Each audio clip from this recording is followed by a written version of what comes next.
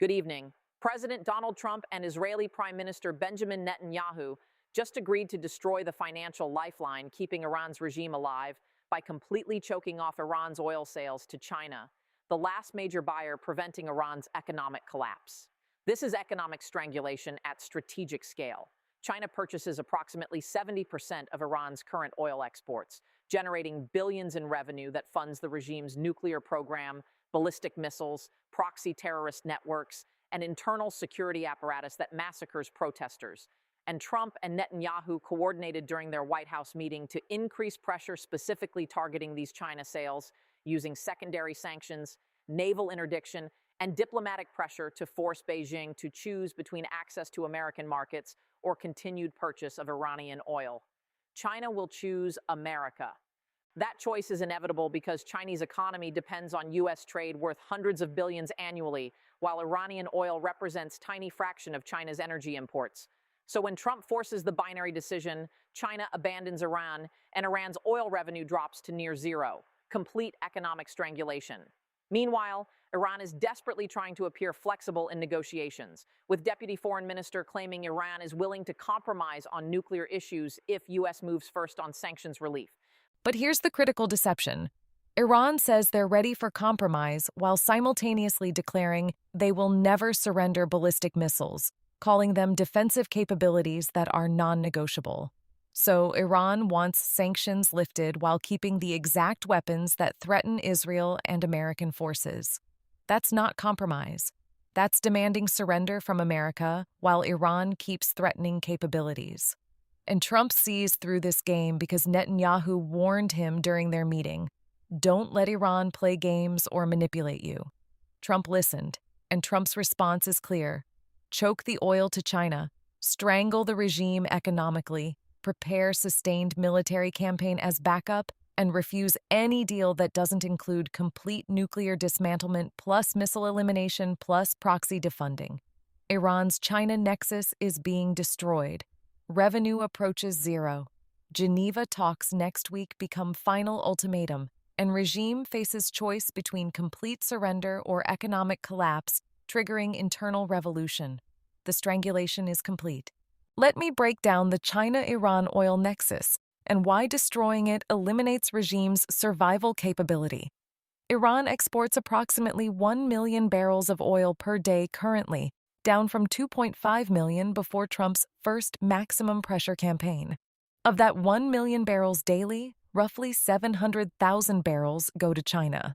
That's 70% of Iran's total exports, and at current prices around $60 to $70 per barrel after discounts China demands for sanctions risk, Iran generates approximately $42 to $49 million per day from Chinese sales, or roughly $15 to $18 billion annually. That revenue is literally the difference between regime survival and collapse. Iran's government requires minimum $100 billion annually to maintain current operations, including Revolutionary Guard salaries, subsidies for food and fuel that prevent riots, payments to Hezbollah and other proxies, and nuclear program funding. Iran is already running massive deficits because $18 billion from oil, plus maybe $10 to $15 billion from other sources totals only $30 billion maximum versus $100 billion needed. But that $30 billion is enough to keep regime functioning at reduced capacity while hoping for sanctions relief. Now eliminate the China sales. Remove that $15 to $18 billion in annual oil revenue. Iran drops to maybe $12 to $15 billion total revenue from all sources. That's not enough to pay Revolutionary Guards, not enough to subsidize bread prices, not enough to fund Hezbollah, not enough to run nuclear enrichment facilities. Regime faces immediate choice. Which critical function gets eliminated to balance catastrophically inadequate budget? Cut security forces and risk revolution, cut food subsidies and trigger riots, cut proxy payments and lose regional influence, cut nuclear program and admit defeat? Every option leads to regime destabilization or collapse. That's why China Nexus destruction is regime death sentence. and Trump and Netanyahu coordinated specific mechanisms to force China to stop buying Iranian oil during their White House meeting. According to two U.S. officials briefed on the discussions, the leaders agreed to increase economic pressure on Iran mostly when it comes to oil sales to China. Mostly when it comes to China, sales means that's the primary target, not just one element among many. And the mechanisms available to Trump are powerful. First, secondary sanctions on Chinese companies that purchase, transport, refine, or distribute Iranian oil. Any Chinese entity involved in Iranian oil trade faces being cut off from U.S. financial system, denied access to dollar transactions, and potentially barred from American markets. Chinese oil companies, shipping firms, and refiners cannot afford that cost because their business models depend on international dollar-denominated transactions. Second, naval interdiction of tankers carrying Iranian oil to China. U.S. Navy can track vessels through satellite surveillance and intelligence. American destroyers can stop, board, and seize ships suspected of carrying sanctioned Iranian crude. Those seizures have happened before during first Trump administration, and with two aircraft carriers now positioned near Iran, U.S. has overwhelming naval presence to enforce interdictions. Third, diplomatic pressure on Beijing through trade negotiations.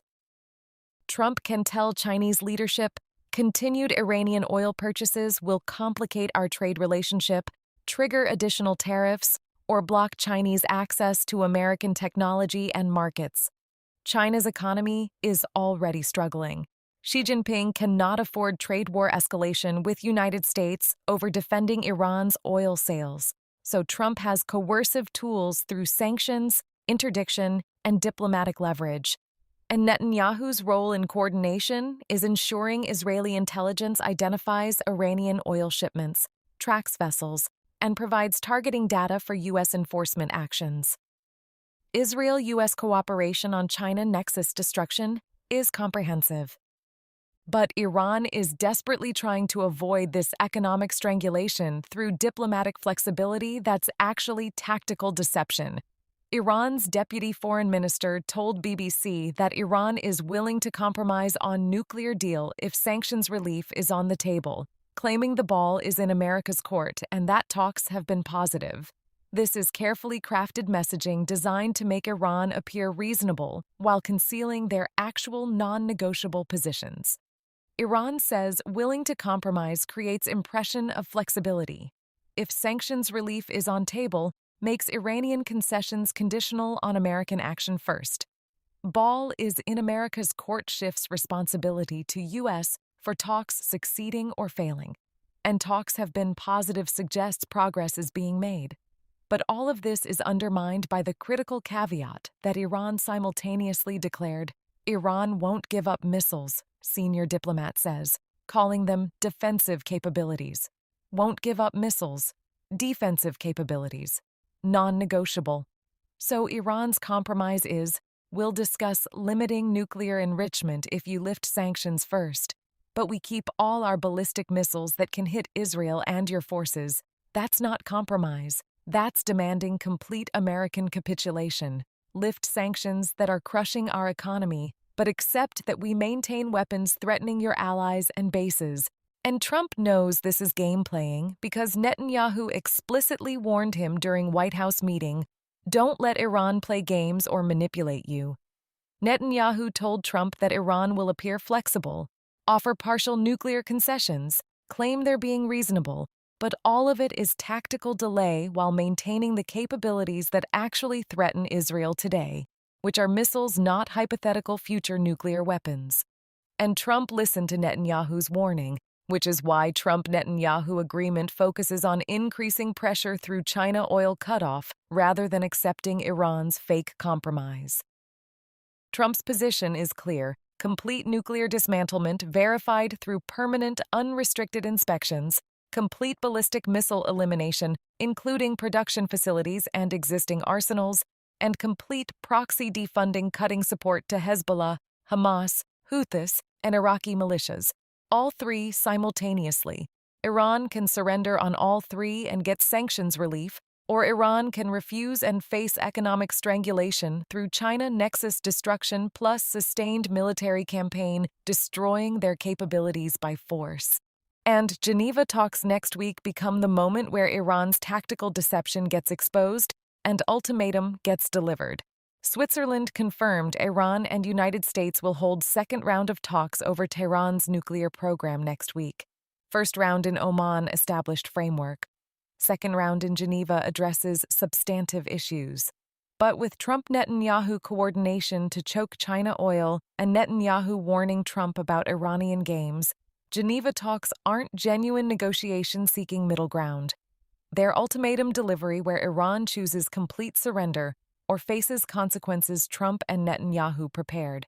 And Iran's negotiating position is already revealed through their public statements. Iran wants sanctions relief first, then maybe discussions about nuclear limitations, but absolutely no negotiations on missiles because those are defensive and non-negotiable. But Trump's position per Netanyahu coordination is surrender nuclear weapons, missiles, and proxies simultaneously, or face China oil cutoff reducing revenue to zero, plus sustained military campaign, destroying capabilities by force. These positions have zero overlap. No compromise possible because Iran's non-negotiables are exactly what Trump demands they surrender. So Geneva talks will expose this fundamental incompatibility. American negotiators will demand comprehensive surrender. Iranian negotiators will offer partial nuclear flexibility while refusing missile discussions. And when Iran's refusal becomes explicit rather than implied, Trump executes the China oil cutoff strategy he coordinated with Netanyahu. Secondary sanctions on Chinese entities, naval interdiction of tankers, diplomatic pressure on Beijing, and enforcement timeline compressed to weeks, not months, because regime revenue must be eliminated before they can reconstitute capabilities or prepare for conflict. And the sustained military campaign prepared as backup proves Geneva talks are final chance before force becomes necessary. Reuters reported U.S. dispatched second aircraft carrier to region and is preparing for possibility of sustained military campaign if talks do not succeed. Sustained military campaign means weeks-long comprehensive operations, not surgical strikes. 2 aircraft carriers provide 140 combat aircraft, unlimited operational endurance through nuclear propulsion, and capability to generate 200 to 300 daily strike sorties for weeks without degradation. That's enough combat power to systematically destroy Iran's nuclear facilities, ballistic missile arsenals, naval forces, air defenses, Revolutionary Guard infrastructure, and regime command centers sequentially or simultaneously over 2 to 4 week period. And sustained campaign achieves objectives that quick strikes cannot. Extended operations prevent Iranian reconstitution of destroyed capabilities. Continuous pressure enables psychological operations encouraging defection and internal uprising. And weeks-long timeline allows coordination with Israeli operations and potential support for Iranian opposition seizing power once regime is crippled. So, military backup isn't threat without substance. It's detailed operational planning ready to execute if Geneva talks fail to produce Iran's complete surrender. And failure is virtually guaranteed because Iran already declared missiles non-negotiable, while Trump demands missile elimination. Geneva becomes final documentation that America exhausted diplomacy before executing regime destruction through economic strangulation and military force. And international financial isolation compounds the pressure from China oil cutoff and military threats. The Financial Action Task Force kept Iran on its blacklist of high-risk countries following meetings in Mexico City from February 11 through 13. FATF is international body that sets standards for combating money laundering and terrorist financing. Being on FATF blacklist means global financial institutions face enhanced scrutiny and potential penalties for conducting transactions with Iranian entities. This makes routine international commerce nearly impossible. Banks won't process Iranian payments. Insurance companies won't cover Iranian shipments. Trade partners cannot receive payments from Iran or send payments to Iran through normal financial channels. And FATF's decision stems from Tehran's failure to complete majority of action plan required internationally. Iran hasn't implemented financial transparency measures, hasn't stopped terrorist financing through proxies, and hasn't met international anti-money laundering standards. So Iran remains on most stringent category under FATF standards, countries requiring action. This blacklist status reinforces China oil cutoff because even if some Chinese entities wanted to continue buying Iranian oil despite U.S. pressure, they would struggle to process payments through legitimate financial channels. FATF blacklist makes Iranian transactions so risky and complicated that commercial entities avoid them regardless of potential profits. So Trump's strategy layers multiple simultaneous pressures. China oil cutoff eliminates regime revenue. Naval interdiction enforces cutoff. Secondary sanctions punish violators. FATF blacklist makes financial transactions nearly impossible. Geneva talks provide diplomatic cover showing U.S.-tried peaceful resolution, and sustained military campaign stands ready to destroy regime if surrender doesn't materialize. Iran faces economic, diplomatic, financial, and military pressure simultaneously from multiple directions with no escape. Meanwhile, popular opposition, both internal and external, proves regime is losing legitimacy, while Trump builds pressure. About 250,000 people demonstrated Saturday against Iran's government in Munich, answering call from exiled Crown Prince Reza Pahlavi for cranked-up international pressure on Tehran. 250,000 Iranians from across Europe unified behind Pahlavi demanding regime change. This is organized opposition with leadership, mobilization capability, and international support ready to provide governance alternative once regime falls. And Pahlavi explicitly called for cranked-up international pressure, meaning he's coordinating with Trump's strategy by demonstrating that Iranian people themselves want regime overthrown and organized diaspora exists to support transition. When Trump chokes China oil and triggers economic collapse, when Geneva talks fail and sustained military campaign begins, Pahlavi's 250,000 supporters represent the political infrastructure ready to facilitate revolutionary transition inside Iran. So Trump's economic warfare creates conditions. Military operations destroy regime capabilities. And Pahlavi's opposition provides revolutionary capacity to seize power and establish post-Ayatollah government. Everything is positioned for comprehensive regime elimination through convergent pressures rather than just punitive strikes or limited coercion. And analysts' warning that Netanyahu is sabotaging diplomacy to force military confrontation actually reveals the coordination, not contradiction. Reports suggest while U.S. and Israeli leaders agree to choke Iran's oil exports to China, analysts warn Netanyahu is sabotaging diplomacy to force military confrontation. But this isn't Netanyahu acting against Trump's wishes. This is coordinated strategy where both leaders understand Geneva talks will fail because Iran refuses comprehensive surrender, and both are preparing military option while using diplomacy as cover. Netanyahu sabotaging diplomacy means Netanyahu is demanding Iran address missiles and proxies, not just nuclear issues. That's not sabotage. That's insisting on comprehensive solution rather than accepting partial nuclear deal that leaves Israeli cities vulnerable to Iranian missiles. And Trump agrees with Netanyahu's position because Trump listened to warning about Iranian games. So when analysts say Netanyahu forcing military confrontation, what they mean is Netanyahu and Trump are jointly creating conditions where military confrontation becomes necessary by refusing to accept Iran's inadequate partial offers. And that's deliberate strategy. Trump wants regime change. Explicitly stated it would be best thing that could happen. Netanyahu wants Iran's threats eliminated permanently, not temporarily managed. Both leaders coordinate on China oil cutoff and sustained campaign preparation because both conclude diplomatic resolution is impossible when Iran declares missiles non-negotiable. So alleged sabotage is actually coordination toward shared objective of regime elimination through economic strangulation, triggering collapse or military operations, destroying capabilities.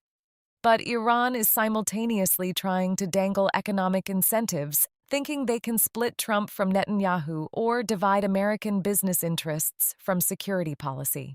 Iran says potential energy, mining, and aircraft deals on table in talks with U.S., pursuing nuclear agreement that delivers economic benefits for both sides, according to Iranian diplomat. This is Iran offering American companies access to Iranian energy sector, mining resources, and aircraft purchases if sanctions are lifted. Billions in potential contracts, jobs for American workers, profits for U.S. corporations. And Iran is betting that Trump, who positions as dealmaker and prioritizes economic growth, might be tempted by business opportunities enough to accept partial nuclear agreement while ignoring missiles and proxies. But this calculation fails because Trump already coordinated with Netanyahu on China oil pressure and listened to warnings about Iranian manipulation. Trump knows that any deal preserving Iranian missiles leaves Israel vulnerable and guarantees future confrontation. So temporary economic benefits from Iranian deals don't outweigh strategic necessity of eliminating regime that threatens ally and regional stability. And Trump can generate far more economic value by securing energy deals with Saudi Arabia, UAE, and other Gulf states once Iran is neutralized than by legitimizing Iranian regime through sanctions relief. So Iranian economic enticements are rejected before being formally offered, because Trump's endgame isn't better deal with Iran but regime change in Iran. The China Nexus is being destroyed through coordinated Trump-Netanyahu pressure forcing Beijing to choose between Iranian oil and American markets. China will choose America because economic relationship with U.S. vastly exceeds value of Iranian oil. That choice eliminates 70% of Iran's oil revenue, dropping regime income from $30 billion annually to maybe $12 to $15 billion. Government cannot function on $12 billion. Revolutionary Guards won't fight without salaries. Subsidies disappear and food riots erupt. Proxies get defunded and regional influence collapses. Nuclear program lacks funding for operations. Regime faces immediate financial crisis that triggers either complete capitulation at Geneva, talks accepting Trump's comprehensive demands, or economic collapse, creating revolutionary conditions Pahlavi's opposition can exploit. Geneva talks next week deliver ultimatum. Iran's fake compromise offering nuclear flexibility while keeping missiles gets exposed and rejected. And Trump executes China oil cutoff strategy, plus sustained military campaign if needed. The economic strangulation is complete. Revenue approaches zero. And regime days are numbered because governments cannot survive when they cannot pay security forces and cannot feed populations. Trump and Netanyahu coordinated regime elimination through economic warfare that makes military force optional rather than required. China Nexus destroyed. Oil choked. Revenue zero. Regime finished.